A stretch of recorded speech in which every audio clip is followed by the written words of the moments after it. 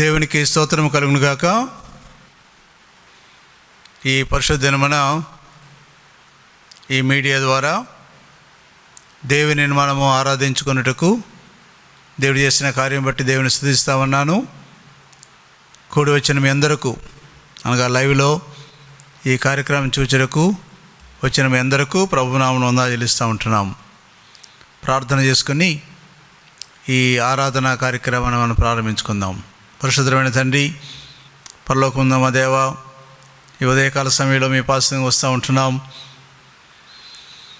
Corona virus విపరీతంగా విజృంభిస్తున్న దినాల్లో భౌతికంగా సమాజంగా కూడుకునే పరిస్థితుల్లో ఉన్న మమ్మలను జ్ఞాపకం చేసుకుని ఈ మీడియా ద్వారా మేము మిమ్మల్ని ఆరాధించుకున్నటకు, మీ వాక్యాన్ని వినుటకు, మీ పాటల ద్వారా మిమ్మల్ని ఆరాధించుటకు మాకు ఇచ్చిన గొప్పతనం బట్టి నిలుస్తుంటున్నాం.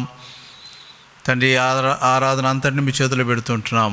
అల్ఫా ఒమేగా అయిన దేవా, మీరే ఈ కార్యక్రమం అంతట్లో ఉండి నడిపించమని, మీ దేవునితో నింపమని యేసుక్రీస్తు నామమున అడుగుచున్నాము తండ్రి, ఆమేన్. ఉజ్జీవ కీర్తనల నుండి 454వ కీర్తన పాడుకుందామండి. నా ప్రియమైన యేసు ప్రభు, వేలాది స్తోత్రములు. ఉజ్జీవ కీర్తన నుండి 454వ కీర్తన. నా ప్రియమైన యేసు ప్రభు, వేలాది స్తోత్రములు. నీవిచ్చిన రక్షణకై దేవా స్తోత్రము స్తోత్రములు. నీవు చేసిన ఉపకారముకై దేవా స్తోత్రము స్తోత్రములు. నా ప్రియమైన యేసు ప్రభు, ఆపద దినములలో నా ప్రభుని తలచితిని. ఆపద దినములలో నా ప్రభుని తలచితిని. దేవాని దయతోడనే నాథాశ్రయం పొందితిని. దేవాని దయతోడనే నాథా ఆశ్రయం పొందితిని. నా ప్రియమైన యేసు ప్రభు, వేలాది స్తోత్రములు.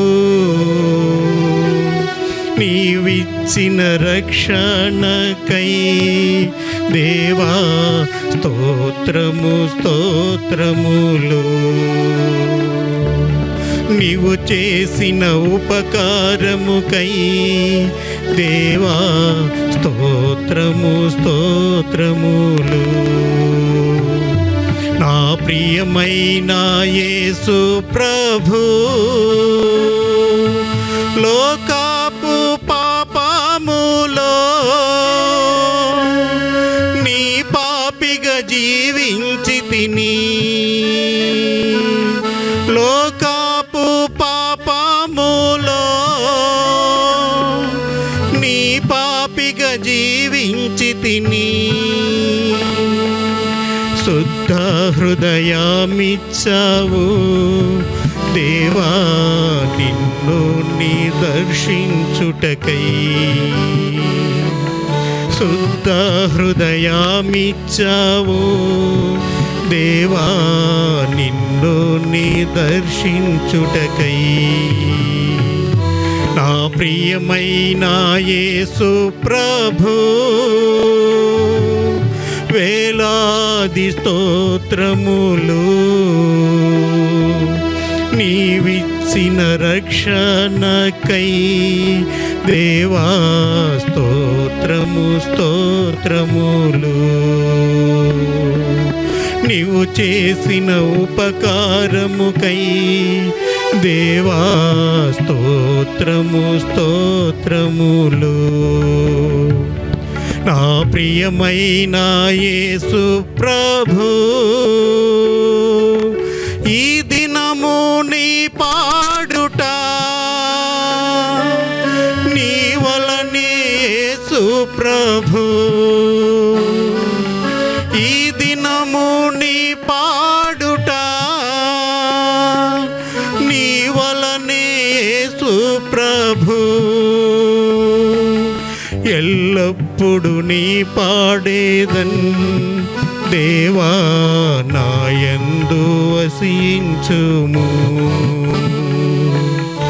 ఎల్లప్పుడు నీ పాడేదన్ దేవా నాయందు వసించుము.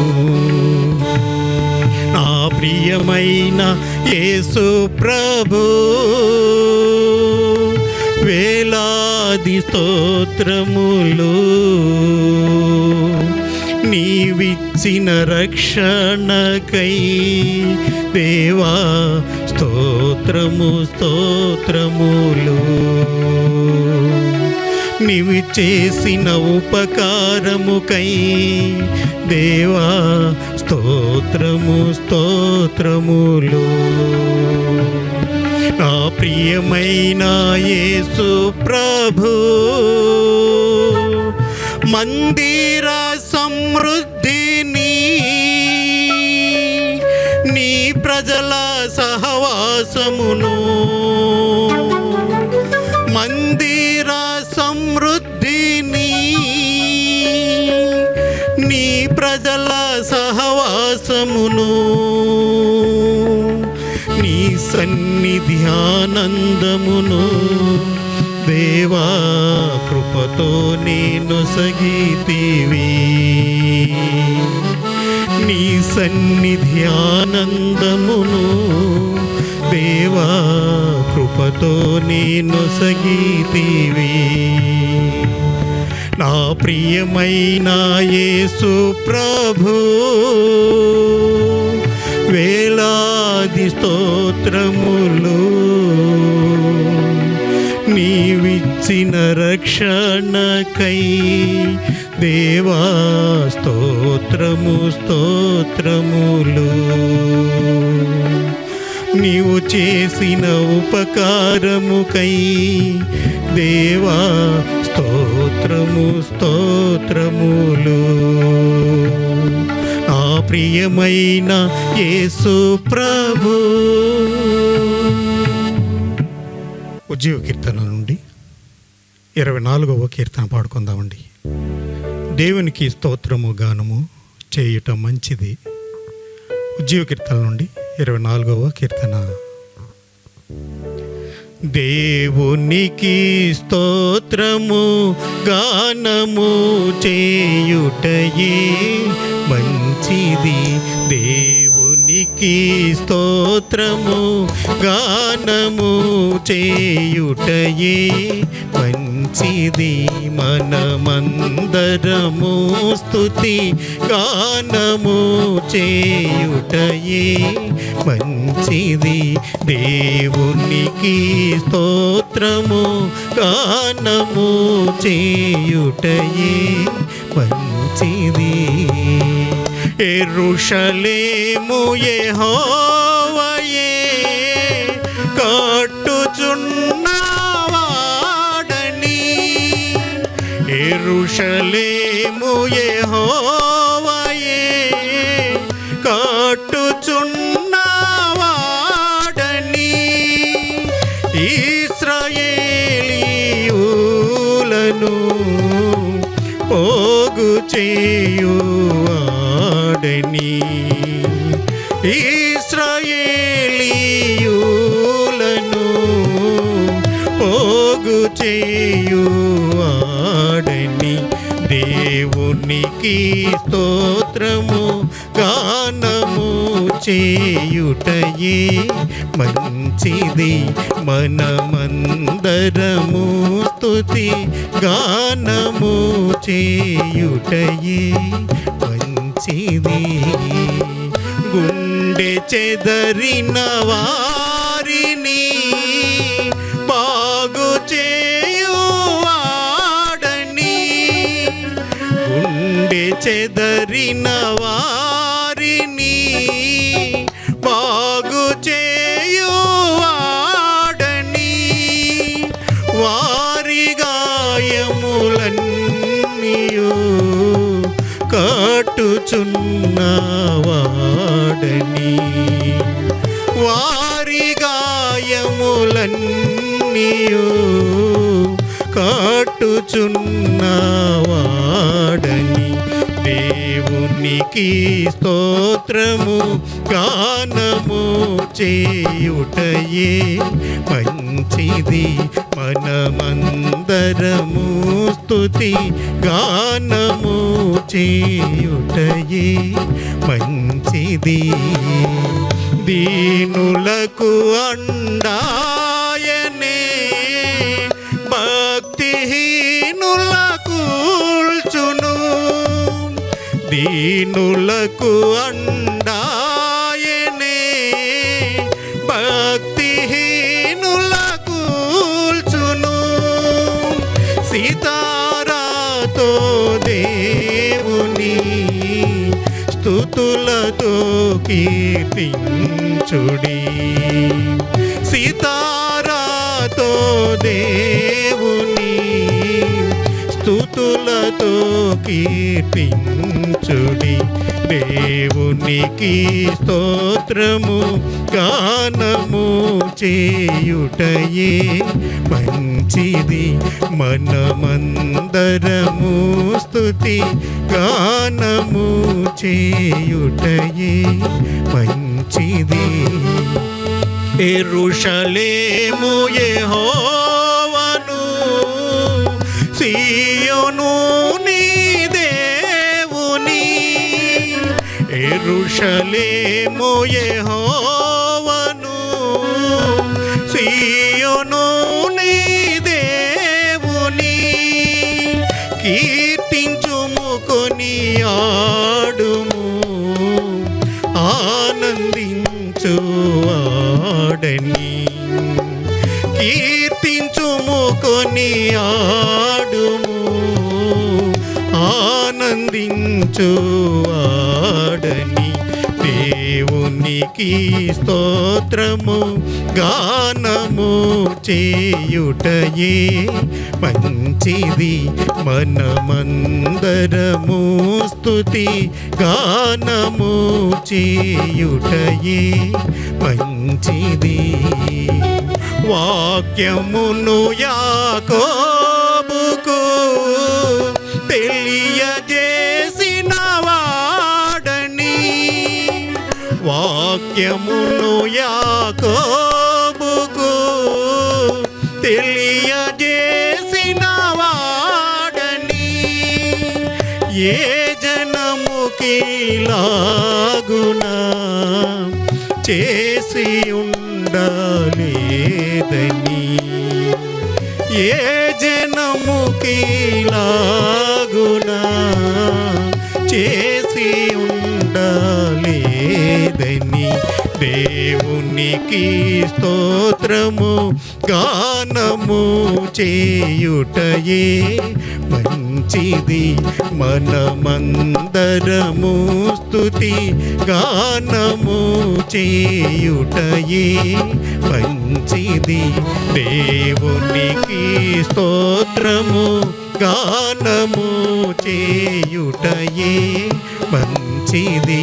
మనమందరము స్తుతి గానము చేయుటయే మంచిది.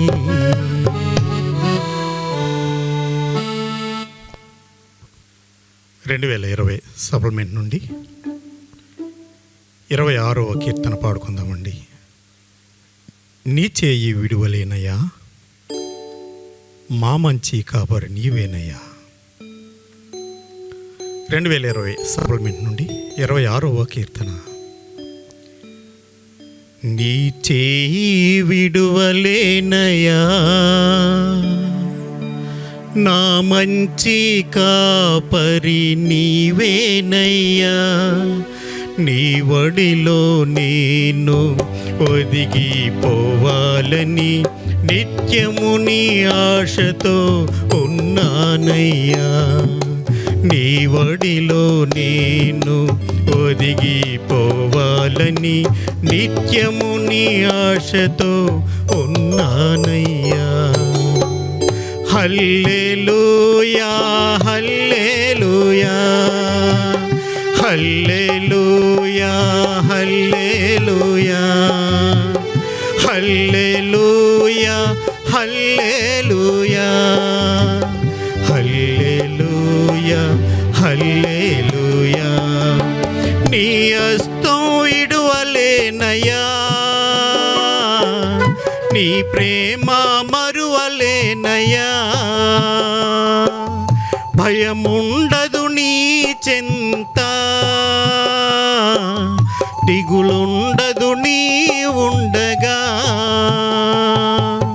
నీ హస్తం విడువలేనయ్యా,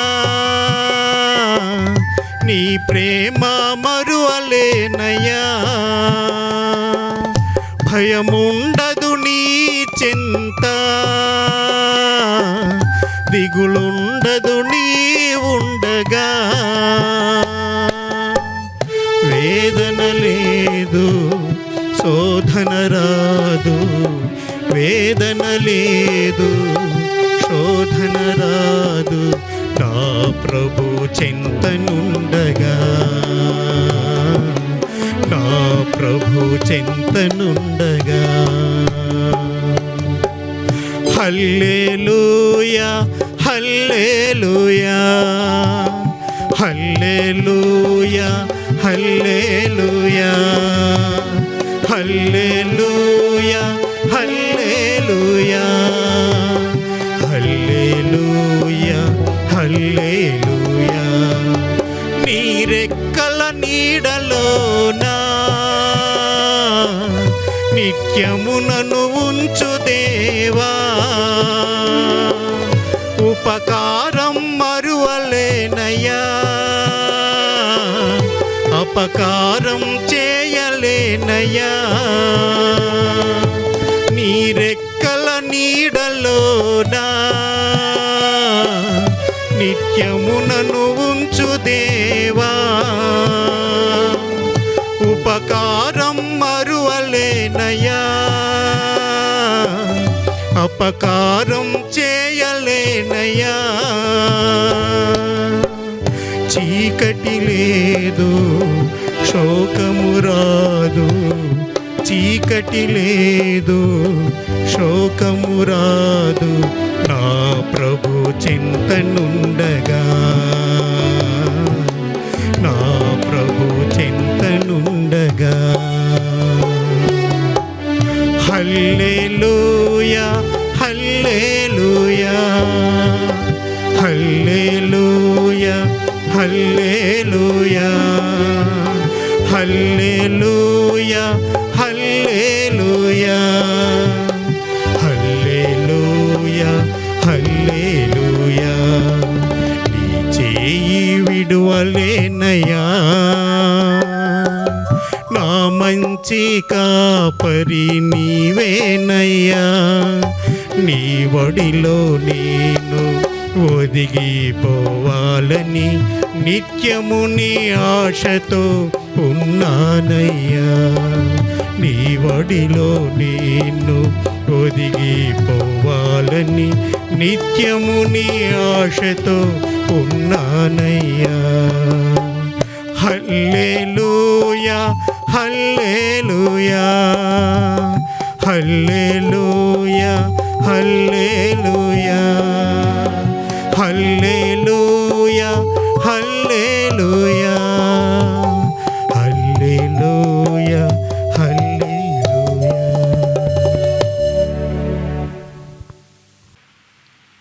ఇంతవరకు చక్కటి పాటలు పాడి దేవుని నామమును మహిమపరిచిన వీళ్ళందరినీ దేవుడు దీవించునుగాక. ఈ సమయంలో స్తుతి ఆరాధన హెచ్చరికలు విందాం. సంఘ పెద్దలు డేవిడ్ గారి ముందుకొచ్చి స్తుతి ఆరాధన హెచ్చరికలు అందించవలసిందిగా ప్రేమతో ఆహ్వానిస్తున్నాం. Praise the Lord. మొదటగా దేవాతి దేవునికి లెక్కలేని వేలాది స్తుతి స్తోత్రాలు చెల్లించుకుందామండి. దేవుడు మనకు అనుగ్రహించినటువంటి పరిశుద్ధ గ్రంథం నుంచి కీర్తనలు 116 1 నుంచి 13 వరకు చదువుకుందామండి. యెహోవా నా మొరను నా విన్నపములను ఆలకించి ఉన్నాడు. కాగా నేను ఆయనను ప్రేమించుచున్నాను. ఆయన నాకు చెవి యొగ్గెను.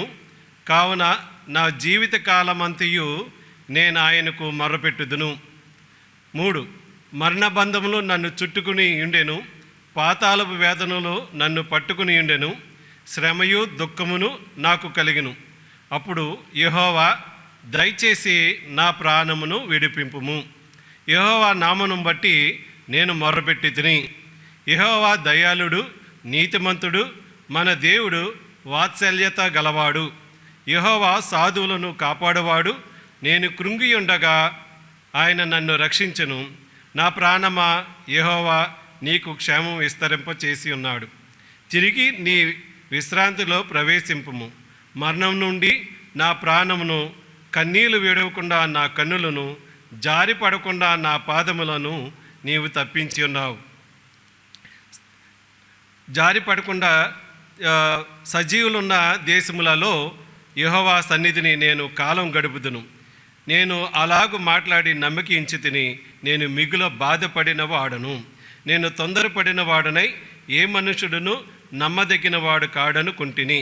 యెహోవా నాకు చేసిన ఉపకారములన్నిటికీ నేను ఆయనకేమి చెల్లింతును? రక్షణ పాత్రను చేతపుచ్చుకుని యెహోవా నామమున ప్రార్థన చేసేదను. ఆమేన్. చిన్న ప్రార్థన చేసుకుందాండి.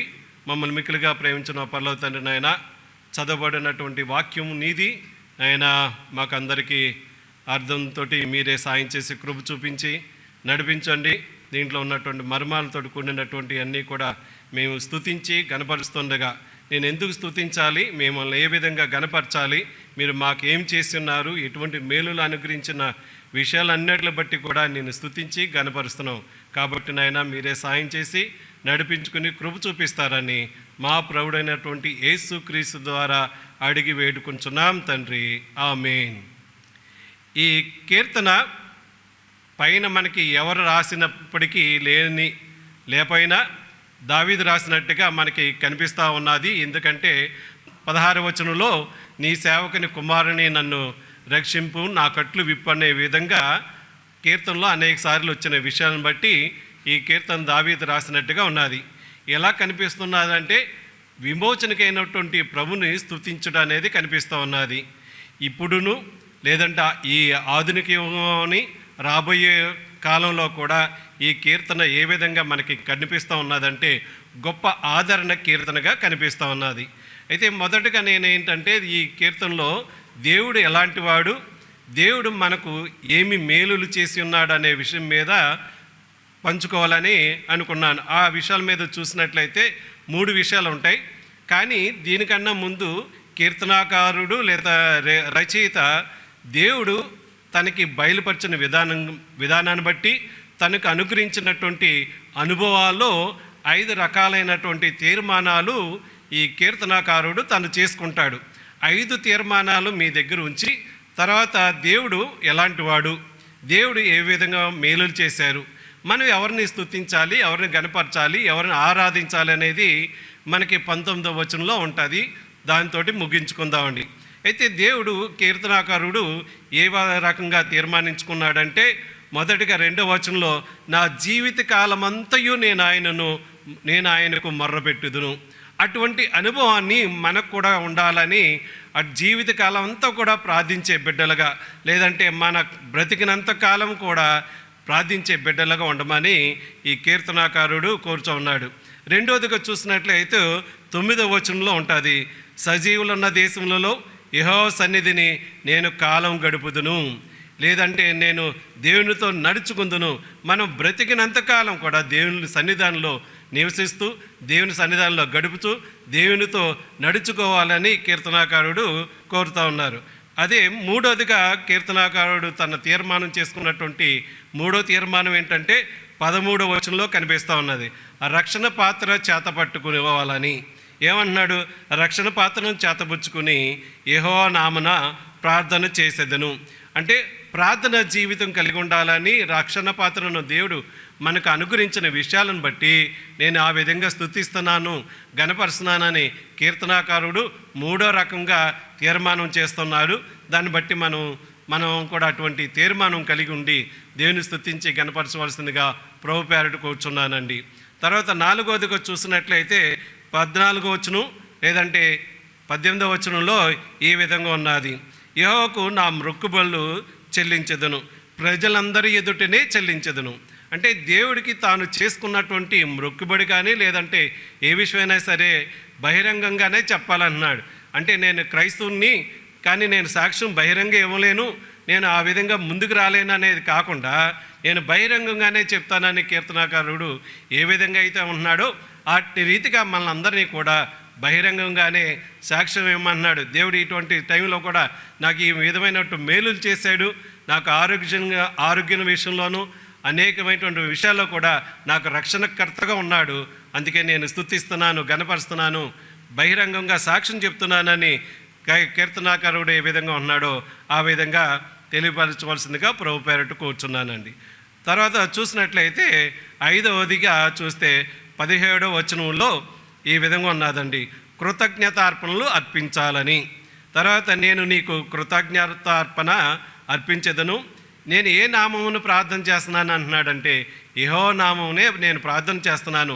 అటువంటి 5 రకమైనటువంటి తీర్మానం కలిగి ఉన్నాను.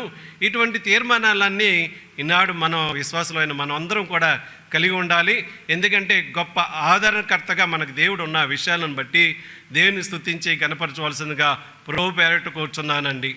అయితే ఈ కీర్తనాకారుడు ఈ విధమైనటువంటి తీసుకుని ఉన్నాడు. కానీ నేను అనుకున్నది ఏంటంటే, నేను మన మధ్యలో ధ్యానించాలి అనుకున్నది ఏంటంటే, దేవుడు ఎలాంటి వాడు, దేవునికి ఉన్నటువంటి గుణాలు లక్షణాలు మనకి 5వ వచనంలోనూ 6వ వచనంలో 5 రకాలైనటువంటి విషయాలు కనిపిస్తూ ఉన్నాయి. దీన మనసు అంటే దేవుడు ఎలాంటి వాడు అంటే దయాళుడిగా కనిపిస్తున్నాడు. 5వ వచనంలో దేవుడు నీతిమంతుడిగా కనిపిస్తున్నాడు. దేవుడు మనందరి పట్ల కూడా బౌండ్లెస్ మెరిసి అంటే ఇంకా హద్దు లేనటువంటి వాత్సల్యతను కనపరుస్తూ ఉన్నాడు. ఎవరిని మీరు నాకు నా జీవితం పట్ల ఇంత వాత్సల్యతను చూపించావు, నా కుటుంబం పట్ల నా సంఘం పట్ల ఏ విధమైనటువంటి వాత్సల్యతను చూపించిన విషయాలన్నిటిని బట్టి కూడా ఎవరిని నేను స్తుతిస్తున్నాను, గణపరుస్తున్నాను. కీర్తనాకారుడు ఏ విధంగా అయితే తన పట్ల వాత్సల్యత చూపించాడో దేవుడు అటువంటి వాత్సల్యత నా కుటుంబం పట్ల నా పట్ల చేశాడు. కాబట్టి దేవాన్ని నేను స్తుతిస్తున్నాను, గణపరుస్తున్నాను అని మనం అందరం కూడా అందామండి. అయితే 4వదిగా చూసినట్లయితే దేవుడు ఎలా కనిపిస్తున్నాడంటే కాపాడేవాడుగా కనిపిస్తున్నాడు. అవునండి, ఈనాడు ఇటువంటి ప్రపంచంలోనూ మన దేశంలో మన రాష్ట్రంలో ఇటువంటి పాండమిక్ ఉన్నప్పటికీ కూడా దేవుడు ప్రతి నిత్యము కరుణించి కాపాడుతున్న విషయాన్ని బట్టి ఆ కాపాడే కాదు 5వదిగా కింద చూసినట్లయితే నన్ను రక్షిస్తున్నాడు. మనలందరినీ రక్షించిన విషయాలన్నిటిని బట్టి కూడా దేవుని స్తుతించి గణపరచవలసిందిగా ప్రభు పేరట కూర్చున్నానండి. దయాళుడుగా ఉన్నాడు, నీతిమంతుడుగా ఉన్నాడు, వాత్సల్యత చూపిస్తున్నాడు, కాపాడుతున్నాడు, రక్షిస్తున్నాడు. ఈ 5 లక్షణాలు కలిగి ఉన్నటువంటి దేవుడు మనకి అలాంటి దేవుని మనం ఎంతైనా సరే అటువంటి దేవుడు మనకున్న విషయాన్ని బట్టి దేవా ఇటువంటి లక్షణాలు ఉన్నాయి, మేము అందుకే నేను స్తుతిస్తున్నాం, గణపరుస్తున్నాం, మీరు మమ్మల్ని కాపాడుతున్నారు, రక్షిస్తున్నారు అని మనం కూడా ఎంతైనా సరే స్తుతించవలసిందిగా ప్రభు పేరట కూర్చున్నానండి. అయితే ఇంతగా చేసిన దేవుడు ఏ మేలులు మనకు దేవుడు చేసి ఉన్నాడు? ఆ ఏ మేలులు చేసి ఉన్నాడని అంటే 1వ వచనంలోనూ 1, తర్వాత 7, 8 వచనాల్లో మిగతా 5 విషయాలు మనకి కనిపిస్తూ ఉంటాయి. 1వ వచనంలో ఏంటంటే నా విన్నపములను ఆలకించి ఉన్నాడు. ఏంటి మేలు? అవునండి, ఎప్పుడు నా విన్నపాలన్నీ కూడా దేవుడు ఆలకించాడు. గతంలో విన్నపాలను ఆలకించాడు, ఇప్పుడు ప్రజెంట్గా ఉన్నటువంటి విన్నపాలు ఆలకిస్తున్నాడు. రాబోయే రోజుల్లో కూడా దేవునికి మనం అనేకమైనటువంటి విన్నపాలని దేని యొక్క సన్నిధానంలో తీసుకొచ్చి విన్నవిస్తాం. అట్లన్నిటిని కూడా దేవుడు ఏం చేస్తాడంటే ఆలకించే దేవుడికి ఉన్నాడు. అది మేలు. దేవా ఇటువంటి నా విన్నపములన్నీ ఆలకించావు, నా ప్రార్థనలన్నీ, నా కుటుంబం లేదంటే నా సంఘంలో చేసినటువంటి విన్నపాలన్నీ కూడా ఆలకించావు. అందుకని నేను నిన్ను స్తుతిస్తున్నాను, ఘనపరుస్తున్నానని కీర్తనాకారుడు ఏ విధంగా అయితే చేసి ఉన్నాడో అటువంటి తీర్మానాన్ని, అటువంటి ధన్యతను మనం కూడా కలిగి ఉండి ఆ విధంగా కూడా మనం దేవుని స్తుతించి ఘనపరచవలసిందిగా ప్రభు పేరట కూర్చున్నానండి. అయితే తర్వాత మళ్ళీ అదే 1వ వచనంలో ఏమన్నాడంటే, నేను ఇంత నా విన్నపం ఆలకించావు అని అక్కడితో వదలకుండా, దేవా నేను ఆయనను ప్రేమిస్తున్నాను అనే మాట. గత శనివారంలో కూడా మన రమేష్ అయ్య గారు ఏం చెప్పారు, మన ప్రార్థనను ఉదయమే లేచి దేవుణ్ణి ఎదుర్కొనే విధంగా ఉండాలన్నారు. అయితే ఇక్కడ ఏంటంటే, నేను ప్రేమిస్తున్నానంటే ఉదయమే లేచి, దేవా నిన్ను ఈ రోజున నాకు అనుగ్రహించావు కాబట్టి నేను నిన్ను ప్రేమిస్తున్నాను. దేవా ఈరోజు నేను కొత్తగా బడికి వెళ్తున్నాను, లేదంటే క్రొత్తగా వ్యాపారం చేస్తున్నాను, లేదంటే క్రొత్తగా ఈరోజు నేను అనేకమైన పనులు ప్రారంభిస్తున్నాను. అందుకనే దేవా నేను నిన్ను ప్రేమిస్తున్నాను అనే బిడ్డలుగా ఉండమని కీర్తనాకారుడు మన మధ్యలో తెలియపరిచాడు. అందుకే దేవా నేను నిన్ను ప్రేమిస్తున్నాను, కీర్తనాకారుడు ఏ విధంగా అయితే ఉన్నాడో మేమందరం కూడా నిన్ను ప్రేమిస్తున్నాం కాబట్టి నా విజ్ఞాపనలన్నీ కూడా ఆలకిస్తున్నాం. అందుకనే మేము ఏ విధంగా ప్రార్థిస్తున్నామంటే, పూర్ణ మనసుతోటి నేను ప్రేమించే బిడ్డలుగా మమ్మల్ని చేసిన విషయాలన్నిటిని బట్టి కూడా మేము మిమ్మల్ని స్తుతిస్తున్నాం, ఘనపరుస్తున్నామని ముందుకు వెళ్దామండి. ఆ రీతిగా చేసినట్లయితే మొదటిది విన్నపాలను ఆలకించే దేవుడుగా ఉన్నాడు, అటువంటి మేలును మనకు అనుగ్రహించాడు. తర్వాత 7వ వచనం 8వ వచనంలో ఏం చేస్తున్నాడంటే, నీకు క్షేమాన్ని విస్తరింపచేస్తున్నాడు. దేవుడు నిజమేనండి, మనకి ఏం చేశాడు, ఇటువంటి టైంలో కూడా ఏ సమయంలో అయినప్పటికీ కూడా క్షేమాన్ని విస్తరింపచేస్తున్నాడు. అన్ని విషయాల్లో కూడా మన కుటుంబంలో, సంఘంలో అన్ని విషయాల్లో కూడా దేవుడు మనకి ఇచ్చినటువంటి క్షేమాన్ని బట్టి, నెమ్మదిని బట్టి దేవా నిన్ను స్తుతిస్తున్నాను, ఘనపరుస్తున్నానని అందామండి. తర్వాత 3వదిగా చూసినట్లయితే, 3వదిగా మనల్ని ఏం చేస్తున్నాడు, నీ యొక్క విశ్రాంతిలో ప్రవేశింపుము, రిటర్న్, తిరిగి నీ విశ్రాంతిలోకి ప్రవేశింపానని 3వదిగా ఆ రకమైనటువంటి మేలును అనుగ్రహించాడు. 4వదిగా చూసినట్లయితే, మరణం నుండి మన ప్రాణాన్ని అనేకమైనటువంటి మరణ బంధాలు, లేదంటే వేదనలు, శ్రమలు, ఈలోక ఇక్కట్లు అనేకం ఉన్నప్పటికీ కూడా అన్నిటిని కూడా మన ప్రాణాన్ని తప్పిస్తానన్నాడు. అంతేకాకుండా కన్నీళ్ళు విడవకుండా కన్నులని, తర్వాత జారి పడకుండా మన పాదాలని తప్పిస్తున్నాడు. మన పాదాలని పట్టుకుంటానన్నాడు, మన పాదాలను తప్పిస్తానన్నాడు. సోల్, ఐస్ అండ్ ఫీట్, ఈ 3 కూడా దేవుడు తప్పిస్తున్న విషయాలు అన్నట్లు బట్టి కూడా, లేదంటే రక్షిస్తానన్న ఇస్తున్నాడు. తర్వాత మరణాన్ని నుండి ప్రాణాన్ని కాపాడుతానన్నాడు, కన్నీళ్ళు విడవకుండా కన్నులు చేస్తానన్నాడు. తర్వాత జారి పడకుండా మా పాదాలన్నీ కూడా తప్పిస్తున్న విషయాలు అన్నట్లు బట్టి కూడా నేను స్తుతిస్తున్నాను, ఘనపరుస్తున్నాను అనే బిడ్డలుగా ఉందామండి. అయితే ఇంతగా చేశాడు దేవుడు. ఏంటి ఇది, దేవుడు ఏ విధంగా ఉన్నాడు అనేది మనం నేర్చుకున్నాం. దేవుడు ఏ విధమైనటువంటి మేలులు అనుగ్రహించాడు అనేది ఉన్నది. అయితే ఎవరిని స్తుతించాలనేది చివరిగా 19వ వచనంలో ఉన్నది. అది చెప్పే ముందుగా నేను 9వ వచనంలో అది కూడా ఒక మాట చెప్పాలని అనుకుంటా ఉన్నాను. ఈ 6వ వచనంలో ఈ విధంగా కాపాడుతున్నాడు. తర్వాత నాకు ప్రార్థన చేయట్లోనూ దేవుని స్తుతించలో కూడా దేవుడే మనకి అది బలాన్ని ఇచ్చేవాడుగా కనిపిస్తున్నాడు. 9వ వచనంలో చూసినట్లయితే, సజీవులున్న దేశంలో యెహోవా సన్నిధిని నేను కాలం గడుపుదును, నేను దేవునితో నడుచుకుందును. అంటే విమోచించబడిన వారు ఉండే దేశం అది. అంటే ఎలాగో ఉండాలన్నాడు, మన నడకలో కూడా దేవునితో నడుస్తూ దేవుని మీద విశ్వాసంతో ఉండి స్తుతించి కనపరచమన్నాడు. లేదంటే దేవునితోటి నడుస్తూ దేవునిలో ప్రేమతోటి నడిచే బిడ్డలుగా ఉండమని అన్నాడు. తర్వాత దేవునితో నడిచేటప్పుడు ఏ విధంగా ఉండమన్నాడు అంటే, తర్వాత దేవునికి విధేయుడిగా కలిగి ఉండి ఆ విధంగా స్తుతించి కనపరచమని తెలియజేస్తున్నాడు. 13వ వచనంలో చూస్తున్నట్లయితే, ఆ రక్షణ పాత్రను చేతబుచ్చుకుని, ఏంటి సిలువపై ఎందుకు ఎవరిని స్తుతించాలనేది వచ్చే విషయాలను బట్టి ఈ 13వ వచనం ఏంటంటే, సిలువపై యేసుక్రీస్తు వారు మనందరి యొక్క క్రోధ పాపం అంటే కోపము లేదంటే పాపము అనే పాత్ర ఆయన త్రాగి, తర్వాత రక్షణ అనే పాత్రను మనకి ఇచ్చారు. కానీ ఈ పాత్ర, ఈ మట్టి పాత్ర ఏం చేస్తుంది? ఈ మట్టి పాత్ర దేన్ని, ఎవరిని స్తుతిస్తున్నాం, ఎవరిని ఘనపరుస్తున్నాం?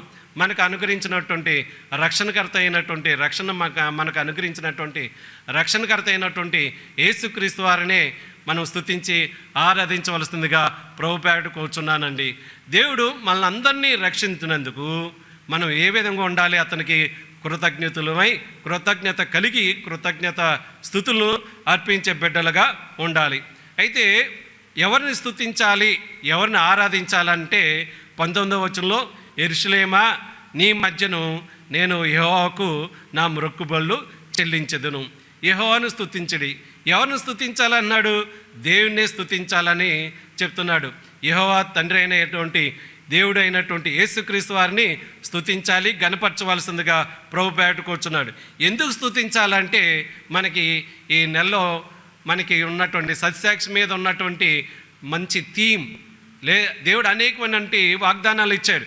యోహాను సువార్త 16వ అధ్యాయము 33వ వచనం చూసినట్లయితే, నా యందు మీకు సమాధానం కలుగునట్లు ఈ మాటలు మీతో చెప్తున్నాను. ఎవరు చెప్తున్నారు? దేవుడు మాటలు మనతో చెప్తున్నాడు. లోకంలో మీకు శ్రమ కలుగును, అయినను ధైర్యం తెచ్చుకున్నది, నేను లోకంను జయించి ఉన్నానని యేసుక్రీస్తు వారు మంచి వాగ్దానాన్ని మనకు అనుగ్రహించాడు. కాబట్టి అందుకనే దేవా, నేను మిమ్మల్నే స్తుతిస్తున్నాను, మిమ్మల్నే ఘనపరుస్తున్నాను, మిమ్మల్నే ఆరాధిస్తున్నాను. అందుకనే నా యొక్క కృతజ్ఞతలు లేదంటే నా యొక్క మొక్కుబళ్ళన్నీ కూడా నీకు చెల్లిస్తున్నాను. ఎందుకంటే దేవుడు, మీరు లోకాన్ని జయించున్నారు. ఎందుకంటే నేను చేసినటువంటి పాప, క్రోధం, ఈ విషయాలన్నీ కూడా మీరు సిలువలో బలియాగం ద్వారా మాకు రక్షణ అనుగ్రహించిన విషయాలన్నిటిని బట్టి కూడా మేము మిమ్మల్ని దేవుని స్తుతిద్దామండి. మనం కృతజ్ఞతని మనం ఎప్పుడైతే వ్యక్తం చేస్తామో దేవుడు ఎంతో సంతోషించేవాడుగా కనిపిస్తున్నాడు. అది 17వ వచనంలో కనిపిస్తూ ఉన్నది. హెబ్రీ 13:15లో కూడా ఉంటుంది. అయితే మనం దేవునికి ఏ విధమైనటువంటి మంచి కానుక ఇవ్వాలంటే, ఇంపైన కానుక ఏంటంటే, పరలోక తండ్రికి మనం ఇవ్వగలిగేటటువంటి ఇంపైన కానుక ఏంటంటే కృతజ్ఞత. దేవా, మీరు ఈ విషయాలన్నిటిని బట్టి కూడా ఈ 1వ వచనం నుంచి 13వ వచనం వరకు చదివినటువంటి విషయాల్లో అనేకమైనటువంటి దేవాన్ని యొక్క మీరు ఏమై ఉన్నారు, మీరు మాకు ఏ విధమైనటువంటి మేలులు చేశారు, ఎవరిని స్తుతించాలనేది 19వ వచనంలో ఉన్నది. కాబట్టి మేము మిమ్మల్ని స్తుతిస్తున్నాం. మీకు ఇచ్చేటటువంటి ఇంపైన కానుక ఏంటంటే కృతజ్ఞత కలిగి నిన్ను స్తుతిస్తున్నాం, ఘనపరుస్తున్నాం, ఆరాధిస్తున్నాం. దేవా, నేను మిమ్మల్ని అందరినీ కూడా మీరు మమ్మల్ని ప్రేమించిన విషయాన్ని బట్టి మేము కూడా మిమ్మల్ని ప్రేమిస్తున్నాం. ఏ విధంగా ప్రేమిస్తున్నాం అంటే పూర్ణ మనసుతో మిమ్మల్ని ప్రేమిస్తున్నాం. కాబట్టి ఈ యొక్క మాటలని మిమ్మల్ని పూర్ణ మనసుతో ప్రేమిస్తున్నాం. ఇటువంటి విషయాలన్నిటిని బట్టి కూడా మిమ్మల్ని ఆరాధించి గణపరిచి స్తుతిస్తున్నామని మనం అందరం కూడా మనం దేవునికి విన్నవించుకుందామండి. సంపూర్ణమైనటువంటి అంగీకారమైనటువంటి బలియాగం అనే స్తుతులను దేవునికి అర్పించే బిడ్డలుగా ఉందామండి. దేవుడు తన యొక్క వినికిడిలో ఈ యొక్క మాటల్ని దీవించి ఆశీర్వదించును గాక. ఆమేన్. తన దాసుని నిలబెట్టుకుని దేవుడిని ఎందుకు స్తుతించాలి, ఎందుకు ఆయన నామాన్ని గణపరచాలో, దేవుడు చేసిన ఉపకారాలను బట్టి, దేవుడు చూపిస్తున్న కనికరాన్ని బట్టి, ఈ భయంకరమైన పరిస్థితుల్లో ఆయన మనలను కాపాడి మనకు క్షేమం ఇచ్చి ఏ శోధన కూడా మనలను తాకకుండా ఆయన చేస్తున్న విధానాన్ని బట్టి కొంతమంది శోధనకరమైన పరిస్థితుల్లో ఉన్న ఆయన కృపగల రెక్కల నీడలో భద్రపరుస్తూ దేవుడు చేస్తున్న గొప్ప కార్యములను బట్టి ప్రభువుకు నిండు హృదయంతో ఆరాధన చెల్లిందాం. గడిచిన వారమంతా కూడా మనలను, మన కుటుంబాలను, మనం చేస్తున్న పరిపాటుల్లో, చేస్తున్న ఉద్యోగాల్లో, కుటుంబ జీవితంలో దేవుడు మనల్ని కాపాడి ఆయన ప్రేమ చేత మరొక పునరుద్ధాన దినాన్ని అనుగ్రహించి ఈ ఉదయకాల సమయంలో మందిరాల్లో సమకూడలేని పరిస్థితుల్లో ఉన్న లైవ్ ద్వారా వాక్యాన్ని వినడానికి ప్రభు చూపిన ప్రేమను బట్టి నిండు హృదయంతో వందనాలు చెల్లిస్తూ, ప్రభు ఇచ్చిన సమయాన్ని బట్టి ప్రభుకి ఆరాధన చెల్లిందాం. వ్యక్తిగతంగా దేవుడు మన కుటుంబాల పట్ల చూపిన ప్రేమను బట్టి ఒక 3 నిమిషాలు మన హృదయంలో ప్రభుకి ఆరాధన చెల్లిందాం. ప్రేమగల తండ్రి, కృపగల దేవ, నీ ఘనమైన నామాన్ని బట్టి నీకు వందనాలు. జాలిగల దేవుడవు, నీ అపారమైన రెక్కల నీడలో మమ్మలను, మా కుటుంబాలను ప్రభా గడిచిన వారమంతా కూడా క్షేమకరంగా కాపాడి నువ్వు చేస్తున్న కార్యాలన్నింటిని బట్టి కూడా నీకు స్తుతులు చెల్లిస్తున్నాం. వారు ముఖ్యంగా సహవాస నాయకులు హిన్నయ్య గారిని బట్టి నిండు హృదయంతో నీకు స్తుతులు చెల్లిస్తున్నాం తండ్రి. నీ కుమారుడికి ఇచ్చిన ఆరోగ్యాన్ని బట్టి నీకు స్తుతులు నాయన. నీ కుమారుడిని ప్రభా మరి లైవ్ ద్వారా పరిచర్యలో ప్రభా సంస్థలు సంఘాన్ని నడిపిస్తున్న రీతిని బట్టి కూడా నిండు హృదయంతో వందనాలు చెల్లిస్తున్నాం. వారి కుటుంబాన్ని బట్టి, వారి బిడ్డల కుటుంబాలను బట్టి కూడా నీకు స్తుతులు చెల్లిస్తున్నాం తండ్రి. నీ కృప చేత అందరినీ కూడా క్షేమకరంగా ఉంచిన రీతిని బట్టి కూడా నీకు వందనాలు. అలాగే నాయన మరి ముఖ్యంగా మా సిటీ టెబినికల్ సంఘాన్ని, సంఘములో ఉన్న ప్రతి కుటుంబాన్ని కూడా నీ దయగల హస్తాలు పెడుతున్నాం ప్రభు. అనేక మంది బిడ్డలు ఈ కరోనాతో ప్రభా బాధపడుతున్నా నీ కృప చేత నువ్వు కనికరించి నువ్వు జరిగిస్తున్న కార్యాలన్నిటిని బట్టి కూడా నీకు వందనాలు. ఇంకా అనేక మంది హాస్పిటల్లో ఉన్నారు ప్రభా, వారిని కూడా ప్రభా నువ్వు లేవనెత్తి నువ్వు నడిపించి నీవే నీ నామాన్ని కనపరుచుకోమని కూడా నీ సన్నిధిలో వేడుకుంటున్నాం తండ్రి.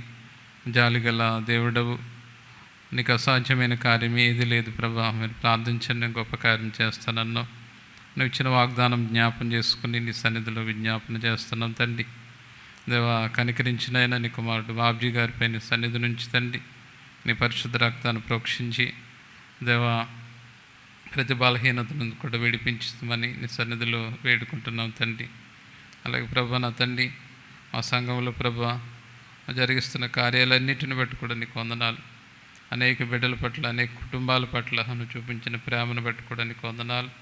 జాలిగల దేవుడవు, నీ కృప, నీ కాపుదల, నీ సంరక్షణ మాకు లేకపోతే ప్రభా ఈ లోకంలో మేము ఎవ్వరం కూడా క్షేమకరంగా ఉన్నాం ప్రభా. నువ్వు మాకు క్షేమం ఇస్తున్నావు, మాకు భద్రతనిస్తున్నావు, మాకు ఆరోగ్యాన్ని ఇస్తున్నావు, ఆయుష్ని ఇస్తున్నావు దేవా. ఈ భయంకరమైన శోధనకరమైన పరిస్థితుల్లో కూడా మమ్మలను ప్రభా పోషిస్తూ మా జీవితాలకు కావలసిన ఆత్మీయ ఆహారాన్ని అందిస్తూ శరీరాహారాన్ని కూడా మాకు అనుగ్రహిస్తున్న విధానం బట్టి కూడా నీకు వందనాలు చెల్లిస్తూ, అలాగే ప్రభా దేవన తండ్రి వాక్యాన్ని అందించిన సేవకుని కూడా నువ్వు బలపరిచి వారి కుటుంబాన్ని కూడా దీవించమని, సహవాస ఉపనాయకులను కూడా ప్రభుని దయగలస్తులు పెడుతున్నాం. నీ కుమారుడిని, పరిచర్యని, కుటుంబాన్ని కూడా ఆశీర్వదించమని దేవా. ఉదయకాల సమయంలో సంఘముగా కూడి ప్రభా నీ సన్నిధిలో ఆరాధించే కృపను మాకు అందరికీ అనుగ్రహించిన విధానం బట్టి కూడా నీకు వందనాలు చెల్లిస్తూ, మా రక్షకుడు నాయని ప్రియ కుమారుడైన యేసయ్య పరిశుద్ధ నామాన్ని అది మిక్కిలి వినయంగా బ్రతిమిలాడి వేడుకుంటున్నాం పరమ తండ్రి, ఆమేన్. ఉజ్జీవ కీర్తన నుండి 460వ కీర్తన పాడుకుందామండి. సదాకాలము ఉన్నానని, సహాయకుడను నేనేనని. ఉజ్జీవ కీర్తన నుండి 460వ కీర్తన. సదాకాలము ఉన్నానని, సహాయకుడను నేనేనని. సదాకాలము ఉన్నానని, సహాయకుడను నేనేనని. వాగ్దానము చేసిన నీవు మాట తప్పవు, వాగ్దానము చేసిన నీవు మాట తప్పవు.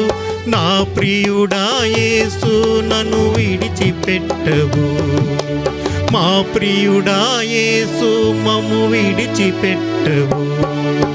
సదాకాలము ఉన్నానని, సహాయకుడను నేనేనని. సదాకాలము ఉన్నానని, సహాయకుడను నేనేనని. చిక్కటి చీకటులు చుట్టూ ఆవరించిన, చిక్కులు ఎక్కువై విసిగించిన, చీకటి చీకటులు చుట్టూ ఆవరించిన, చిక్కులు ఎక్కువై విసిగించిన, ఒక్క నిమిషము విడిచిపెట్టను, ప్రక్క నుండి అన్నీ సరిచేస్తానని. ఒక్క నిమిషము విడిచిపెట్టను, ప్రక్క నుండి అన్నీ సరిచేస్తానని. వాగ్దానము చేసిన నీవు మాట తప్పవు, వాగ్దానము చేసిన నీవు మాట తప్పవు. నా ప్రియుడా యేసు నన్ను విడిచిపెట్టవు, మా ప్రియుడా యేసు మము విడిచిపెట్టవు. సదాకాలము నానని సహాయకుడను నేనేనని, సదాకాలము నానని సహాయకుడను నేనేనని. ఆశలు అడుగంటి ఆత్మ నీరసించిన, ఆగని దుఃఖము ఆవరించిన, ఆశలు అడుగంటి ఆత్మ నీరసించిన, ఆగని దుఃఖము ఆవరించిన, ఆలకించుచు ఆర్తధ్వనులను ఆదరించువాడను నేనున్నానని. ఆలకించుచు ఆర్తధ్వనులను ఆదరించువాడను నేనున్నానని. వాగ్దానము చేసిన నీవు మాట తప్పవు, వాగ్దానము చేసిన నీవు మాట తప్పవు. నా ప్రియుడా యేసు నన్ను విడిచిపెట్టవు, మా ప్రియుడా యేసు మము విడిచిపెట్టవు. సదాకాలము నానని సహాయకుడను నేనేనని, సదాకాలము నానని సహాయకుడను నేనేనని. అన్యుల యుక్తిలో పడి మోసపోయినా, అంతయు కోల్పోయి కృంగిపోయినా, అన్యుల యుక్తిలో పడి మోసపోయినా, అంతయు కోల్పోయి కృంగిపోయినా, అంతకంతకు వృద్ధి చేయుచు అద్భుతాలు ఎన్నో జరిగిస్తానని. అంతకంతకు వృద్ధి చేయుచు అద్భుతాలు ఎన్నో జరిగిస్తానని. వాగ్దానము చేసిన నీవు మాట తప్పవు, వాగ్దానము చేసిన నీవు మాట తప్పవు. నా ప్రియుడా యేసు నన్ను విడిచిపెట్టవు, నా ప్రియుడా యేసు నన్ను విడిచిపెట్టవు. సదాకాలము నానని సహాయకుడను నేనేనని, సదాకాలము నానని సహాయకుడను నేనేనని. వాగ్దానము చేసిన నీవు మాట తప్పవు, వాగ్దానము చేసిన నీవు మాట తప్పవు. నా ప్రియుడా యేసు నన్ను విడిచిపెట్టవు, మా ప్రియుడా యేసు మమ్ము విడిచిపెట్టవు. ప్రేమ వల్ల ఇంతవరకు పాటల ద్వారాను ఆరాధన ద్వారాను మనము దేవుని స్తుతించగలిగి ఉంటున్నాము. వాక్యాన్ని మనము ధ్యానం చేసుకుందాం. దేవుని వాక్యమే మనలను బలపరిచేది, దేవుని వాక్యమే మనలను స్థిరపరిచేది. మత్తయి సువార్త 14వ అధ్యాయము 22వ వచనం నుండి. వెంటనే ఆ జనసమూహములను తాను పంపివేయనంతలో తన శిష్యులు దోణి ఎక్కి తనకంటే ముందుగా అద్దరికి వెళ్ళవలనని ఆయన వారిని బలవంతము చేసెను. ఆయన ఆ జనసమూహం పంపివేసి ప్రార్థన చేయుటకు ఏకాంతముగా కొండెక్కిపోయి సాయంకాలం అయినప్పుడు ఒంటరిగా ఉండెను. అప్పటికా దోణి దరికి దూరముగా నుండగా గాలి ఎదురైనందున అలల వలన కొట్టబడుచుండెను. రాత్రి 4వ జామున ఆయన సముద్రం మీద నడుచుచు వారి యొద్దకు వచ్చెను. ఆయన సముద్రం మీద నడుచుట శిష్యులు చూచి తొందరపడి భూతమని చెప్పుకొని భయము చేత కేకలు వేసిరి.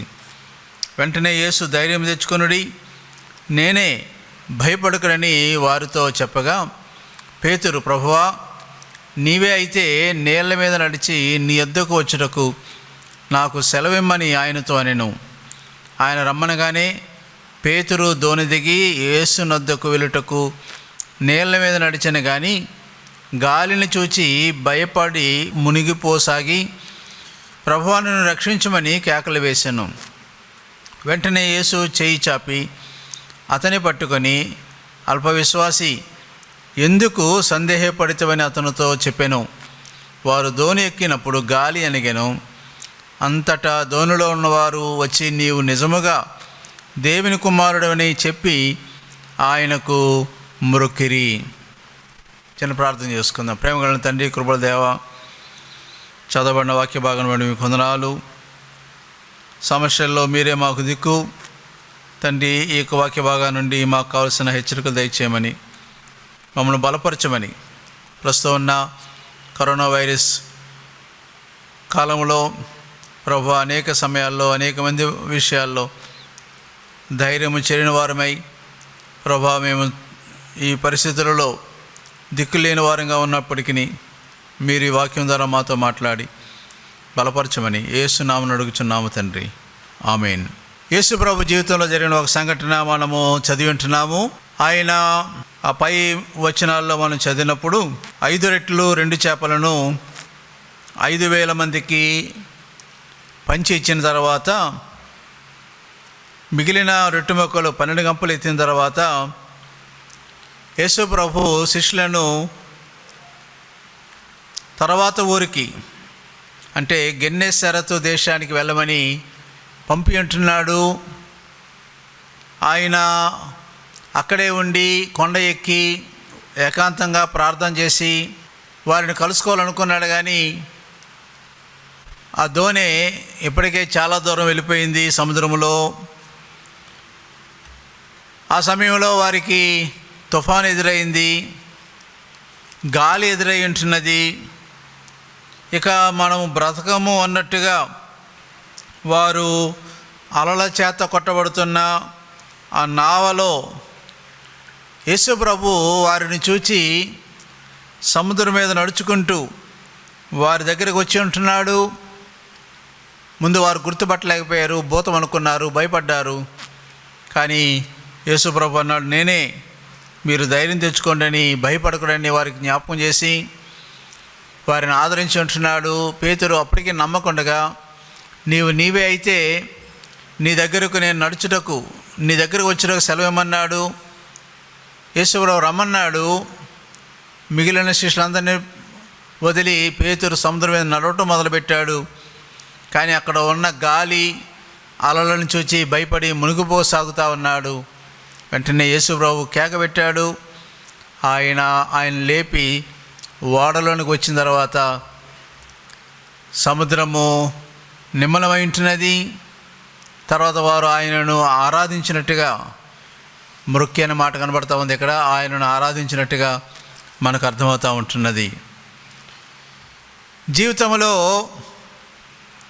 తుఫానులు అనే శోధనలు, తుఫానులు అనే సమస్యలను ఎదుర్కొంటా ఉన్నప్పుడు దేవుడు దాచించిన మేలు ఏంటో ఈ యొక్క పాఠ్యభాగం ద్వారా మనము తెలుసుకొనవలసిన వారమై ఉంటున్నాం. గొప్ప అద్భుతం చేసి ఉంటున్నాడు. ఇప్పుడు వారిని తనకంటే ముందుకు ఆ దరికి, అంటే గెన్నేసరెతు అనే ప్రాంతానికి వెళ్ళమని యేసు ప్రభు బలవంతం చేసి ఉంటున్నాడు. కనుకనే వారు ఓడ ఎక్కి ఆ ప్రాంతానికి ప్రయాణం చేస్తూ ఉన్నారు. దేవుని చిత్తంలోనే ఉన్నారు, దేవుడు చెప్పినట్టుగానే వెళుతూ ఉన్నారు. అయినప్పటికీ తుఫానును వారు ఎదుర్కోవలసిన పరిస్థితులు ఎదురైనట్టుగా మనకు అర్థమవుతూ ఉంది. ఈ 12 మంది శిష్యులు తుఫానులో చిక్కుకొని ఉంటున్నారు. ఇది నాన్న నీవు ఎటువంటి తుఫానులో ఉన్నావో ఒకసారి ఆలోచించేయి. ఇది నాన్న కరోనా వైరస్ విజృంభిస్తున్న దినాల్లో మన యొక్క స్నేహితులు కానీ, మన బంధువులు కానీ, లేక మన ఇంటి వారు కానీ ఇబ్బందికరమైన పరిస్థితులు ఉన్నప్పుడు అదొక తుఫాన్ లాంటిదే. కష్టాలు ఎదురవుతూ ఉన్నాయి, ఇబ్బందులు ఎదురవుతూ ఉంటున్నాయి. ప్రియుని వాళ్ళారా, యేసు ప్రభు ఏ రీతిగా వీరికి సహాయం చేసి ఉంటున్నాడో మనము నేర్చుకుందాం. ఎటువంటి తుఫానులు మనం ఎదుర్కోవలసిన వారమైనప్పటికీ, తుఫానులు అనేవి, సమస్యలు అనేవి, ఇబ్బందులు అనేవి, అనారోగ్య పరిస్థితులు అనేవి అవి సంతోషకరమైన పరిస్థితులు కాదు. కానీ అటువంటి పరిస్థితులలో మనము ఏ రీతిగా వ్యవహరించాలో, ఎటువంటి పాఠాలు నేర్చుకోవాలో మనము నేర్చుకుందాం. మొదటిగా మనము ఆలోచన చేసినప్పుడు తుఫానులు అనేవి దేవుడు ఎవరో, ఎటువంటి వాడో బయలుపరుచుకునే సాధనము అనే విషయాన్ని మనం ఆలోచన చేయవలసిన వారం ఏంటున్నాం. దేవుడిని బయలుపరుచుకునే సాధనాలు. కష్టాలు వచ్చినప్పుడే చాలామంది ప్రభు వైపు తిరుగుతారు. కష్టాలు వచ్చినప్పుడు మాత్రమే ప్రార్థన చేస్తూ ఉంటారు. కష్టాలు వచ్చినప్పుడు మాత్రమే దేవుడి జ్ఞాపకానికి వస్తూ ఉంటాడు. ప్రియుని వాళ్ళారా,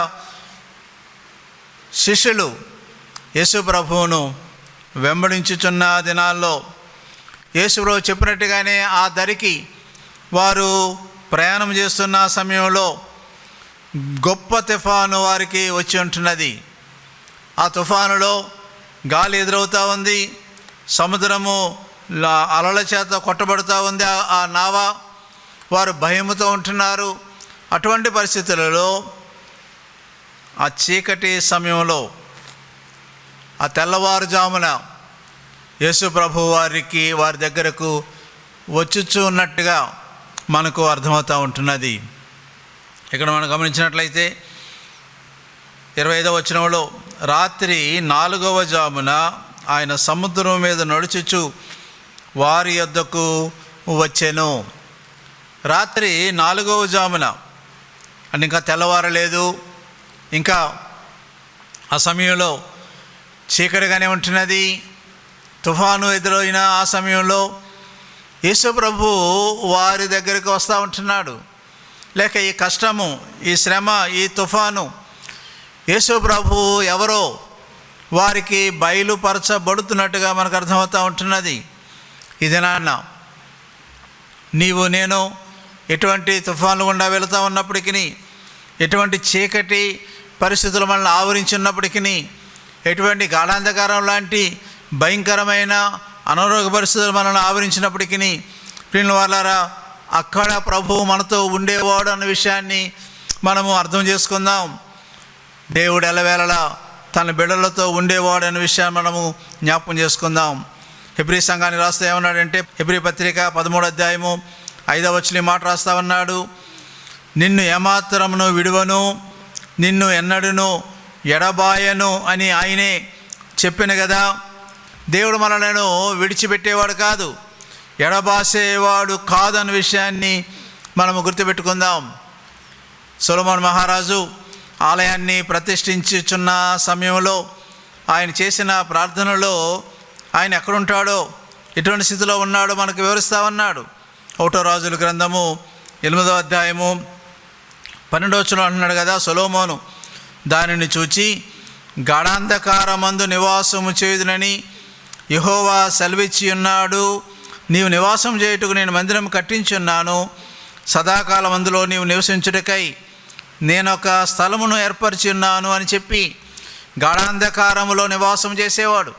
అయినప్పటికీ గాఢాంధకార పరిస్థితుల్లో ఆయన మన దగ్గరికే వచ్చే దేవుడైన విషయాన్ని మనము గుర్తుపెట్టుకుందాం. 139వ కీర్తన 11-12 వచనాల్లో, అంధకారం నన్ను మరుగు చేయును, నాకు కలుగు వెలుగు రాత్రి వలె ఉండునని నేను అనుకుని నెడల, చీకటైనను నీకు చీకటి కాకపోవును, రాత్రి పగలు వలె నీకు వెలుగుగా ఉండును, చీకటియు వెలుగును నీకు ఏకరీతిగా ఉన్నవి. చీకటి ప్రదేశంలో ఉన్నావనుకుంటున్నావా? ఆయన వెలుగైన దేవుడు చీకటి సమయంలో కూడా నీ దగ్గరకు వచ్చేవాడే. ఎంత భయంకరమైన అంధకార పరిస్థితిలో నువ్వు నడుస్తూ ఉన్నప్పటికీ ఆయన తన్ను తాను అటువంటి సమయంలో ప్రత్యక్షపరుచుకునేవాడు. రెండవది, అంధకార సమయంలో ఆయన ప్రత్యక్షపరుచుకోవడమే మాత్రమే కాకుండా ప్రమాదంలో ఉన్న సమయంలో ఆయన వారి దగ్గరకు వస్తూ ఉన్నాడు. శిష్యులు ప్రమాదంలో ఉన్నారు, అలలు చాలా విపరీతంగా లేస్తూ ఉన్నాయి, ప్రయాణము సాగటము లేదు అని సువార్తికుడు రాసి ఉంటున్నాడు. చదువుతున్నాం చూడండి, మార్కు సువార్త 6వ అధ్యాయము 48వ వచనము. అప్పుడు వారి గాలి ఎదురైనందున దోణి నడిపించట్లో వారు మిక్కిలి కష్టపడుచుండగా ఆయన చూచి రాత్రి ఇంచుమించు 4వ జామున సముద్రం మీద నడుచుచు వారి యొద్దకు వచ్చి, మిక్కిలి కష్టపడుతూ ఉంటుండగా ప్రయాణం సాగటం లేదు, గాలి ఎదురవుతూ ఉంది, సముద్రంలో ఉన్న చిన్న నావ అలలో కొట్టబడుతూ ఉంది. చాలా కష్టపడుతున్న సమయంలో యేసు ప్రభు వారి దగ్గరికి వచ్చినట్టుగా కనబడుతూ ఉంటున్నది.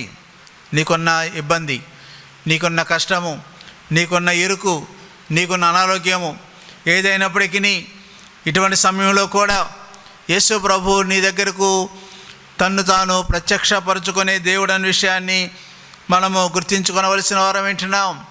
ఎటువంటి సమస్యలు ఉన్నప్పటికీ ఆయన నీ చెంత ఉన్నాడనే విషయాన్ని గుర్తుపెట్టుకోవాలని కోరుతూ ఉంటున్నాను. అగ్నిగుండంలో ఉన్న ఆ 3 బాలులతో, యవనస్తులతో, షడ్రకు, మేషకు, అబేద్నెగోలు అనే యవనస్తులతో దేవుని కొరకు జీవించాలని కోరుకున్న సమయంలో వారికి వచ్చిన తుఫాను లాంటి ఆ భయంకరమైన శోధన, అగ్నిగుండంలో పడవేయబడ్డారు. అక్కడ కూడా దేవుడు దేవదూత వలె వారితో ఉన్నాడనే విషయాన్ని మనము గుర్తుపెట్టుకోవలసిన వారం ఏంటున్నాం. భయంకరమైన పాపపు దినాల్లో నోవాహును దేవుడు ఎంచుకున్నాడు. వాడ ద్వారా నోవాహును కాపాడినట్లుగా మనం చూస్తూ ఉంటున్నాం. ఇది నీ పరిస్థితి ఏదైనప్పటికీ, ఎటువంటి సమస్యలు, ఎటువంటి ఇబ్బందులు, ఎటువంటి చీకటి కార్యాలు నీ జీవితంలో జరుగుతున్నట్టు నువ్వు భావిస్తూ ఉన్నప్పటికీ, తుఫాను కంటే గొప్పవాడు, సమస్యల కంటే గొప్పవాడు, నీ యొక్క పరిస్థితుల కంటే గొప్పవాడు యేసు ప్రభు నీ దగ్గర ఉన్నాడనే విషయాన్ని నువ్వు గుర్తుపెట్టుకో. ఆయనను నీవు చూడవలసిన వాడు వింటున్నావు. ఆయన చెంత నీ దగ్గర ఉన్నాడని నీవు గుర్తుపెట్టుకొని ఆయనను గుర్తించవలసిన వాడవింటున్నావు. జాన్ వెస్లీ ఒకరోజు రోడ్డు మీద నడుచుకుంటూ వెళుతూ ఉన్న సమయంలో సమస్యలలోనూ ఇబ్బందుల్లోనూ ఉన్న ఒక స్నేహితుడు తనతో కలిసి మాట్లాడుతున్నప్పుడు దేవుడు ఎంత మంచివాడో అని వెస్లీ గారు చెప్తా ఉన్నాడు. కానీ ఆ సమస్యలు నా వ్యక్తికి అర్థం కావట్లేదు. దేవుడు మంచివాడైతే నాకెందుకు ఈ సమస్యలు, దేవుడు మంచివాడైతే నాకెందుకు ఈ ఇబ్బందులు అన్నట్టుగా మాట్లాడుతూ ఉన్నాడు. అక్కడ ఒక ప్రహరీ గోడ ఉంటున్నది, రాళ్ళతో కట్టబడిన కొంచెం ఎత్తుగా ఉన్న ప్రహరీ గోడ.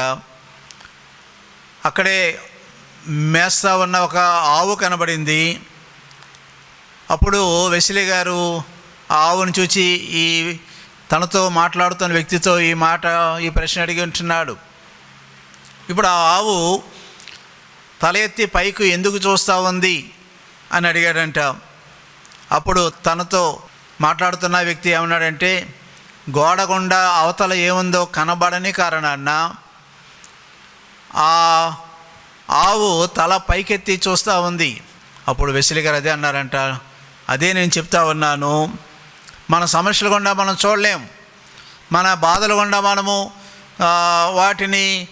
వాటి యొక్క అంతాన్ని మనం చూడలేం.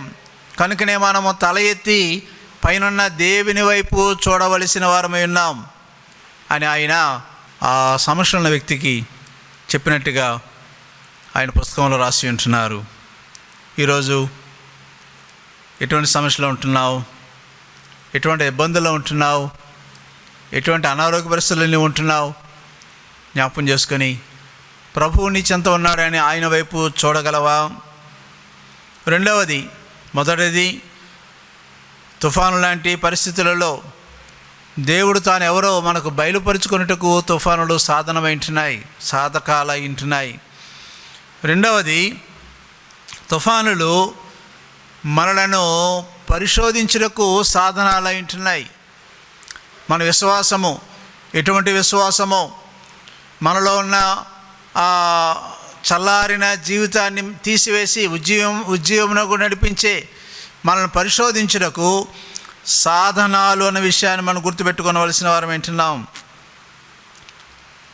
మనం చదివిన వచనాల్లో మత్తయి సువార్త 14వ అధ్యాయము 25-26 వచనాల్లో ఈ మాట కనబడతా ఉంది. రాత్రి 4వ జామున ఆయన సముద్రం మీద నడుచుచు వారి యొద్దకు వచ్చెను. ఆయన సముద్రం మీద నడుచుట శిష్యులు చూచి తొందరపడి భూతమని చెప్పుకొని భయము చేత కేకలు వేసిరి.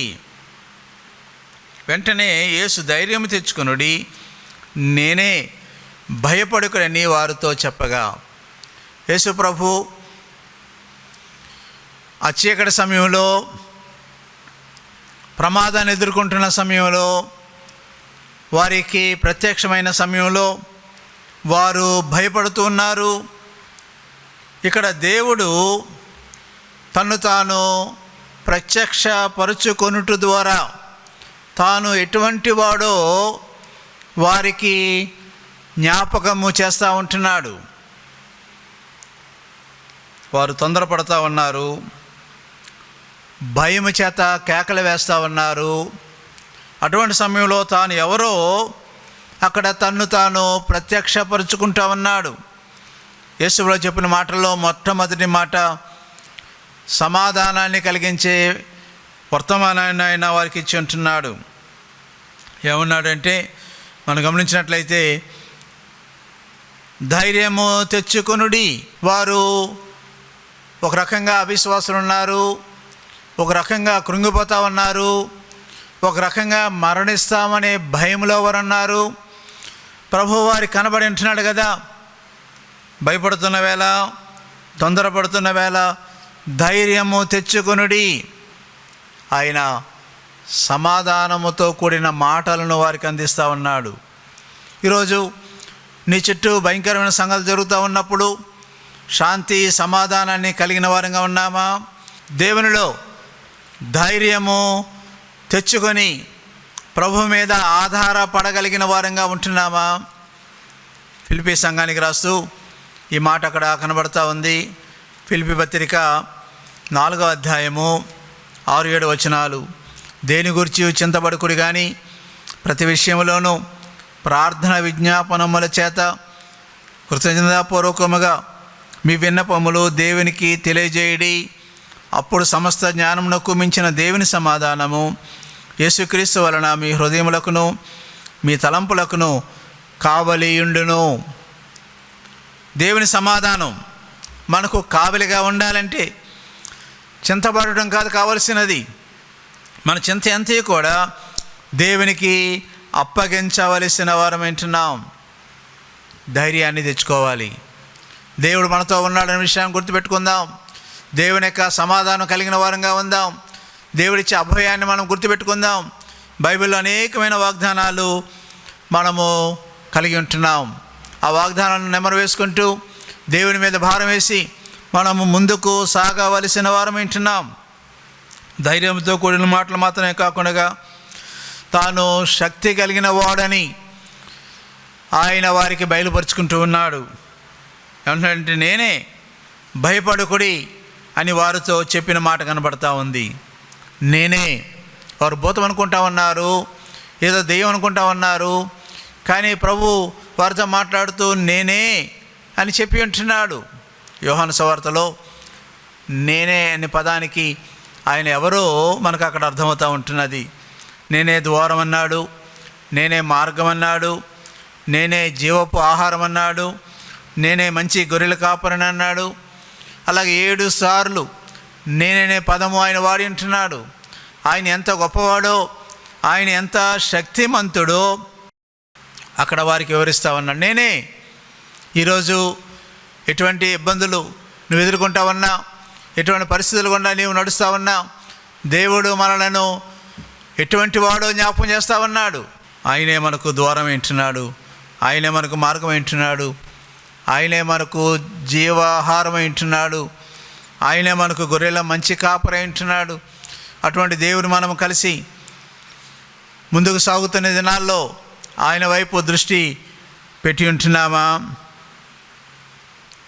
గొప్ప బాధ్యతను శిష్యులకు అప్పగించి ఆయన ఒక మాటని ఉంటున్నాడు. ఈ పుస్తకంలోనే చివరి అధ్యాయము చివరి మాట, ఇదిగో సదాకాలము నేను మీకు తోడుగా ఉంటాను. ఆయన ఎటువంటి శక్తిమంతుడో ఆయన ఇక్కడ వివరిస్తూ ఉన్నాడు. ధైర్యపరుస్తూ వారిని మాట్లాడాడు, వారికి శక్తినిచ్చే తన యొక్క క్యారెక్టర్ని వారికి బయలుపరిచినట్టుగా చూస్తూ ఉంటున్నాం. అంత మాత్రం కాదు, రెండవదిగా ఈ పరిశోధించుటకు కలిగిన ఈ సాధనములో ఆయన విశ్వాసిని ఉజ్జీవింపజేస్తూ ఉన్నాడు. భయపడుతూ ఉన్నారు, భూతము అని అనుకుంటా ఉన్నారు. కానీ ఎప్పుడైతే యేసు ప్రభు యొక్క మాట పేతురు విన్నాడో, మిగిలిన శిష్యులు కూడా విన్నారు. కానీ ముందుగా పేతురు దానికి రెస్పాండ్ అయినట్టుగా మనం చూస్తూ ఉన్నాం. పేతురులో ఆయన మీద ఆధారపడ్డకు ఒక విశ్వాసం మనం కలిగిన వాడిగా కనబడతా ఉంది. నీవే అయితే నీకులాగా నేను నడిచి నీ దగ్గర వచ్చిన సహాయం చేయమన్నాడు. నిజానికి సముద్రం మీద నడిచేవారు ఎవరు లేరు. ఏ మానవుడు కూడా నడిచి బ్రతకలేడు, మునిగిపోవడం తప్ప. యేసుప్రభు నడిచి వస్తా ఉన్నాడు. ఇప్పుడు అవిశ్వాసములో, అల్ప విశ్వాసములో ఉన్న పేతురుకు గొప్ప ఉద్యమంతో కూడిన మాటలు వచ్చినట్టుగా మనం అర్థమవుతా ఉంది. మిగిలిన శిష్యులు ఎవరు కూడా అటువంటి సాహసం చేయలేదు.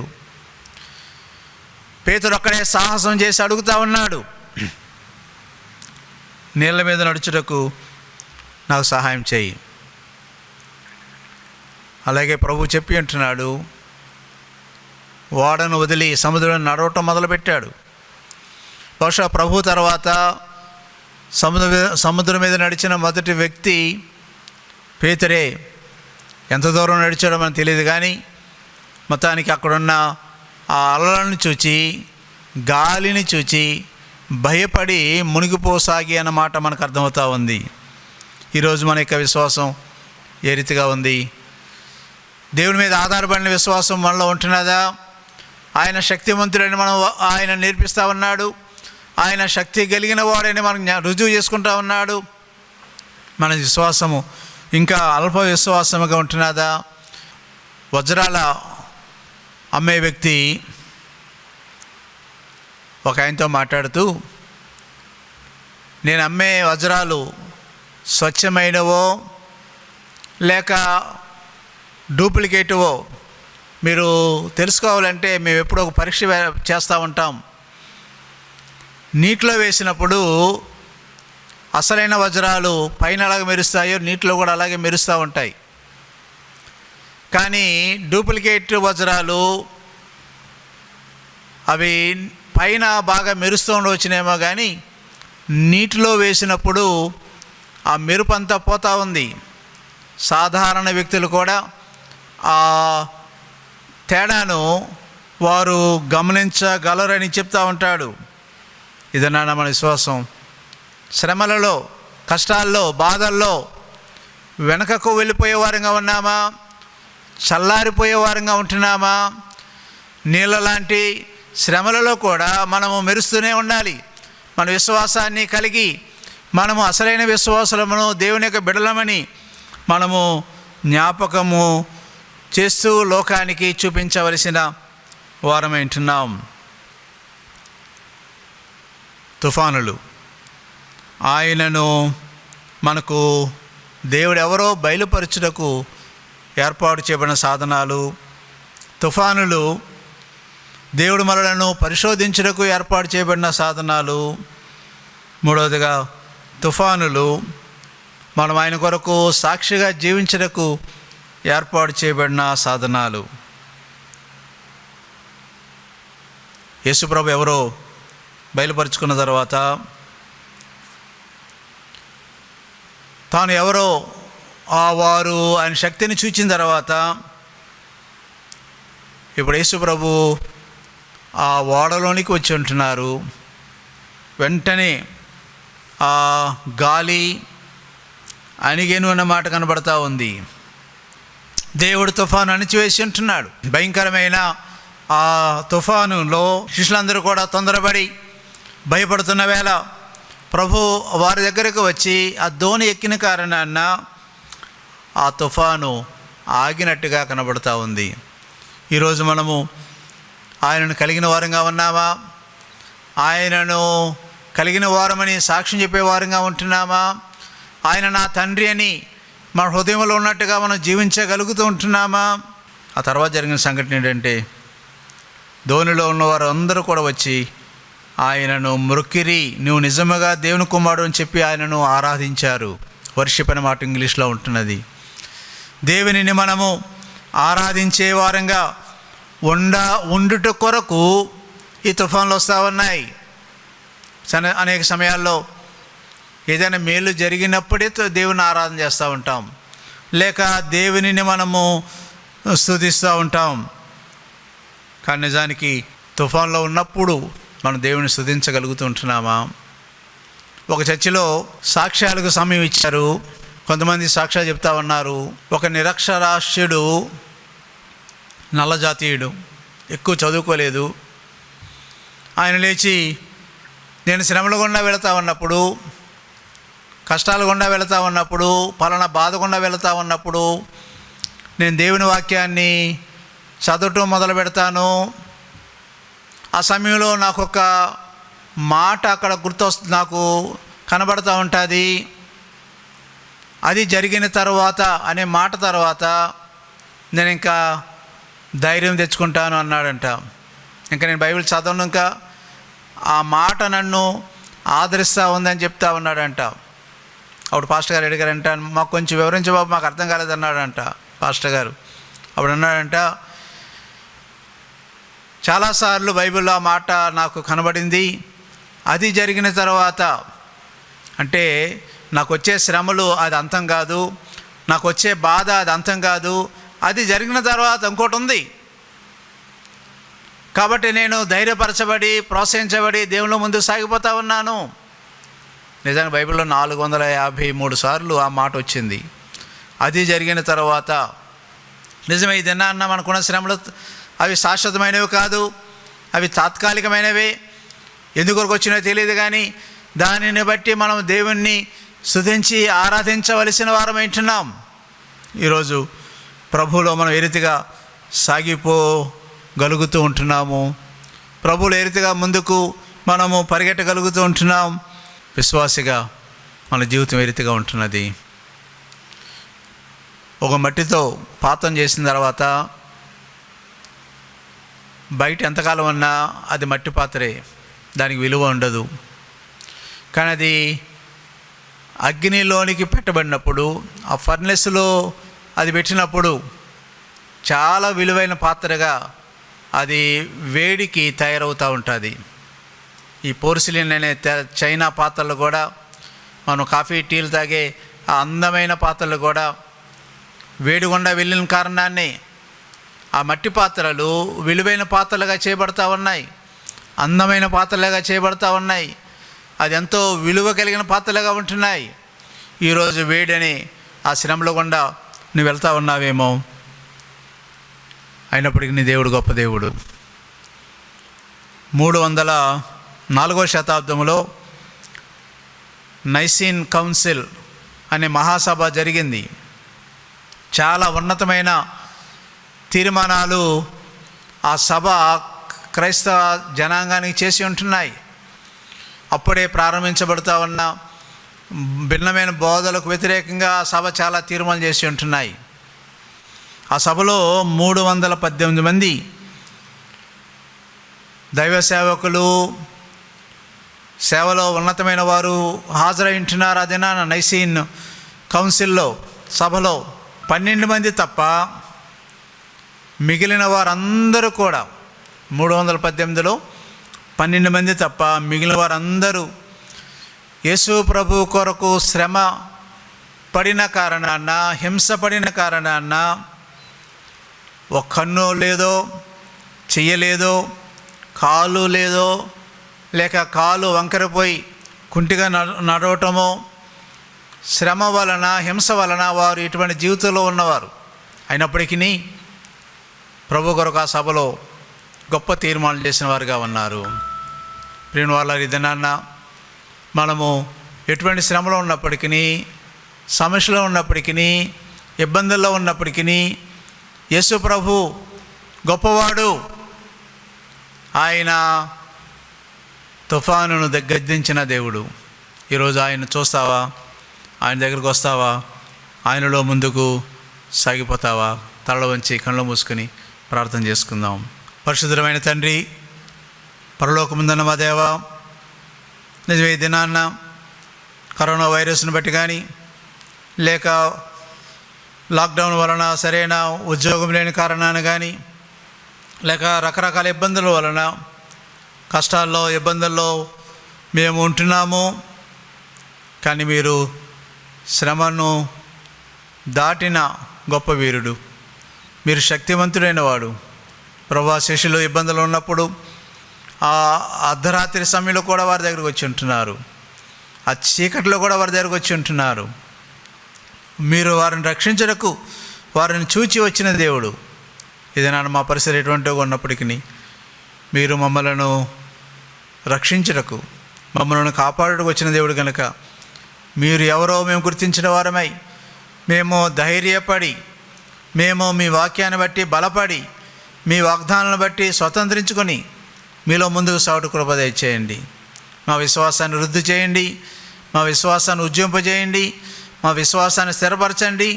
మీరు గొప్ప దేవుడు కనుక మరోసారి మీకు వందనాలు చెల్లిస్తూ, ఈ సమయంలో చూస్తున్న వారు ఎటువంటి ఇబ్బందికర పరిస్థితులు ఉన్నప్పటికీ వారిని ఆదరించండి, వారిని బలపరచండి, వారిని నడిపించండి. మీ నామానికి మహిమ తెచ్చుకొనమని యేసు నామమున అడుగుచున్నాము తండ్రి, ఆమేన్. మన తండ్రి అయిన దేవుని ప్రేమ, ప్రభువైన యేసుక్రీస్తు వారి కృప, పరిశుద్ధాత్మిక అన్యోన్య సహవాసము మనందరితో సదాకాలము తోడైన నడిపించును గాక. ఆమేన్.